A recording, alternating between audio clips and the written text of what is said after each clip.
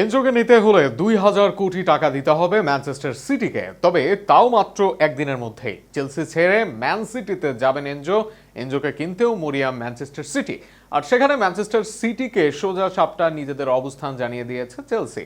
Enzo transfer Saga নিয়ে থাকছে প্রতিবেদনে। চেলসি ছাড়বেন এনজো ফার্নান্ডেজ। গত কয়েক মাস ধরে ইউরোপীয় ফুটবলে এমন গুঞ্জনই ঘুরপাক খাচ্ছে।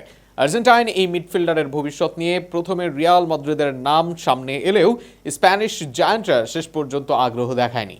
ফলে এখন তার সম্ভাব্য নতুন ঠিকানা হিসেবে সবচেয়ে জোরালোভাবে উঠে এসেছে ম্যানচেস্টার সিটির নাম। তবে এনজোকে দলে নিতে হলে সিটিকে গুনতে হবে বিশাল অঙ্কের অর্থ।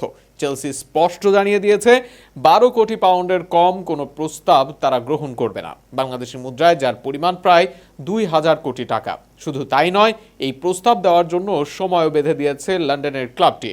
আগামী শুক্রবার ১৪ আগস্ট ব্রিটিশ সময় বিকাল ৫টার মধ্যে আগ্রহী ক্লাবকে প্রস্তাব দিতে হবে।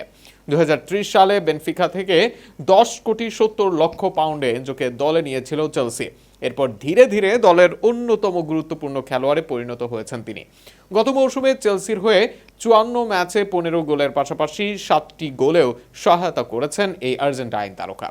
এনজোর প্রতি ম্যানচেস্টার সিটির আগ্রহের পেছনে নতুন কোচের বিষয়টিও গুরুত্বপূর্ণ হতে পারে। তবে একই সঙ্গে সিটি লিলের মরক্কান মিডফিল্ডার আয়ুব বুয়াদ্দিরেকেও দলে নেওয়ার চেষ্টা করছে। ফলে এনজোর জন্য চেলসি যাওয়া বিশাল অঙ্কের অর্থ দিতে তারা শেষ পর্যন্ত কতটা আগ্রহী সেটা এখন বড় প্রশ্ন।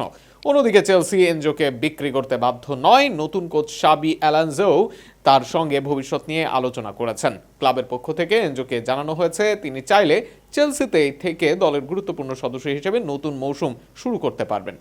বিশ্বকাপে আর্জেন্টিনাকে ফাইনালে তুলতেও গুরুত্বপূর্ণ ভূমিকা রেখেছিলেন এনজো। তবে স্পেনের বিপক্ষে ফাইনালে লাল কার্ড দেখে মাঠ ছাড়তে হয় তাকে।